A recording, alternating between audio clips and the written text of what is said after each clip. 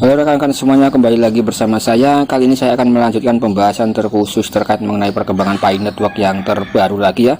Dan di sini ada informasi yang cukup menarik sekali yang harus kita bahas ya rekan-rekan, yang mana di sini berkaitan dengan Pi Bridge. Yang mana di sini Pi Bridge merupakan salah satu jembatan blockchain ya yang bisa menjembatani antara jaringan Pi dan juga jaringan BNB Chain rekan-rekan, atau Binance Smart Chain atau BSC ya. Dan di sini dikutip oleh Kim Ha Wong rekan-rekan, yang mana di sini ada Pi Bridge Utility Token WPI ya, yang telah diluncurkan sebagai calon jembatan antara Pi Network dan BNB Chain.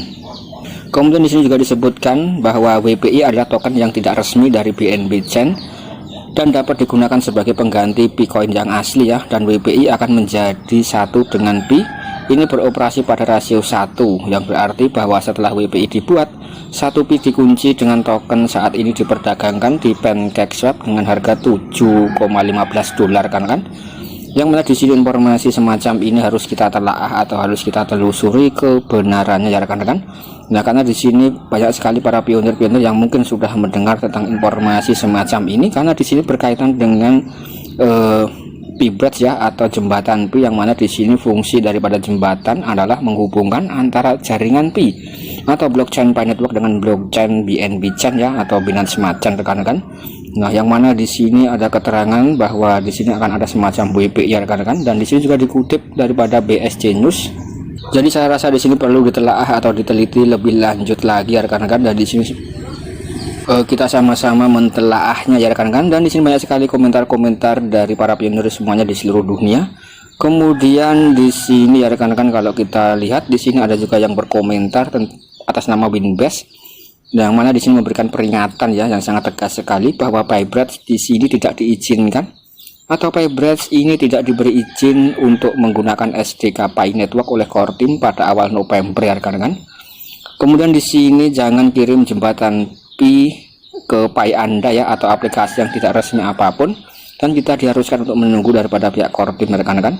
Nah, mungkin di sini ada semacam informasi bahwa Pi Bridge apakah di sini pada bulan November kemarin memang tidak diizinkan untuk menggunakan PSDK oleh core team ya. Jadi di sini kalau tidak diizinkan, artinya di sini apapun informasi yang berkaitan dengan Pi Bridge tentu di sini tidak resmi ya rekan-rekan, dan harus ditelaah ya, dan rekan-rekan harus berhati-hati. Kemudian di sini juga dikutip melalui BSC News ya rekan-rekan, yang mana di sini Pi Network memiliki koneksi ke BNB Chain bahkan sebelum meluncurkan Open Mainnet. Kemudian di sini disebutkan tim Pi Bridge ORG sedang bekerja untuk mengatur koneksinya. Nah, kalau kita lihat dalam BSC News merupakan media informasi yang berbasis di jaringan BNB ya, atau Binance Smart Chain rekan-rekan. Nah, jadi di sini memang informasi yang berkaitan atau berhubungan seputar cryptocurrency ya, terkhusus terkait dengan BSC atau Binance Smart Chain atau jaringan BNB rekan-rekan. Oke rekan-rekan, dan di sini kalau kita lihat dalam Pi Bridge ya, atau di dalam BSC News, dan di sini sudah saya terjemahkan rekan-rekan.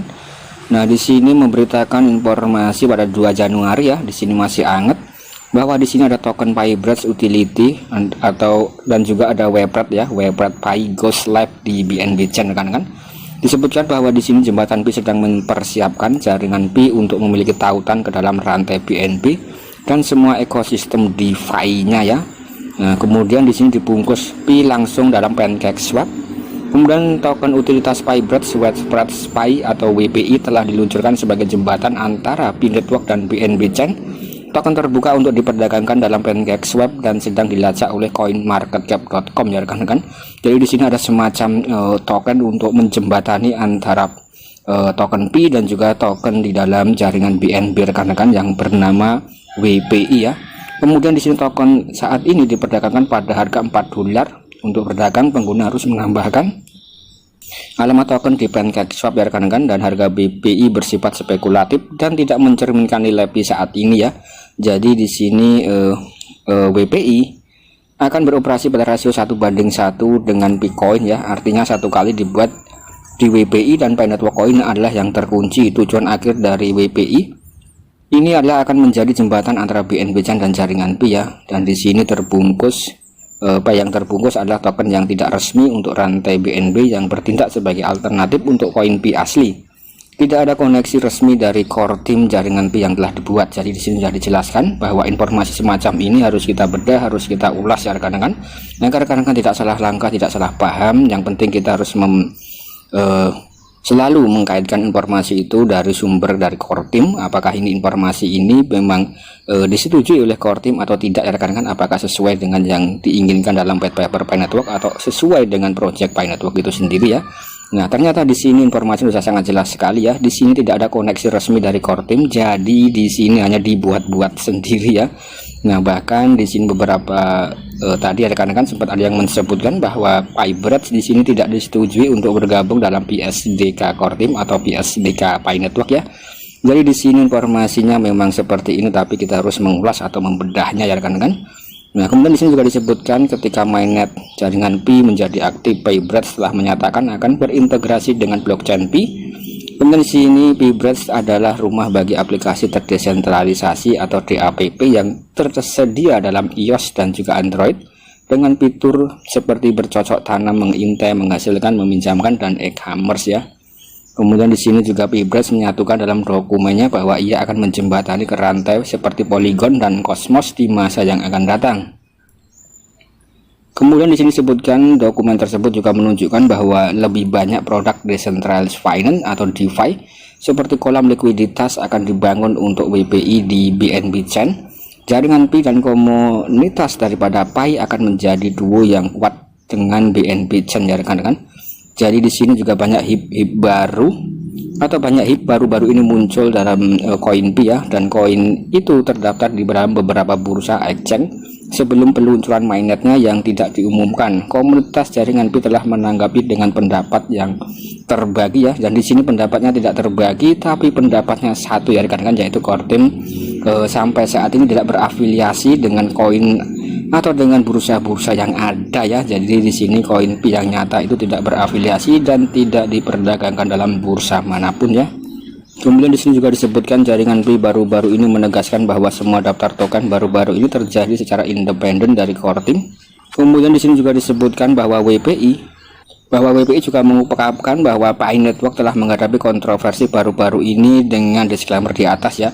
Jadi di sini disebutkan memang untuk koin Pi Network itu memang sengaja ya rekan-rekan oleh para exchange yang besar, exchange yang tidak terkenal sekalipun, mencoba untuk mencari populasi atau popularitas ya dengan mendompleng daripada Pi Network itu sendiri yang akan melangsungkan fase open mainnetnya ya. Jadi di sini walaupun belum open mainnet secara resmi, di sini exchange sudah curi start duluan dengan melisting koin Pi Network. Tujuannya tidak lain dan tidak bukan adalah untuk memperkenalkan exchange mereka ke dalam kepada para pionir semuanya di seluruh dunia ya, dan juga banyak sekali scammer yang ada di sana.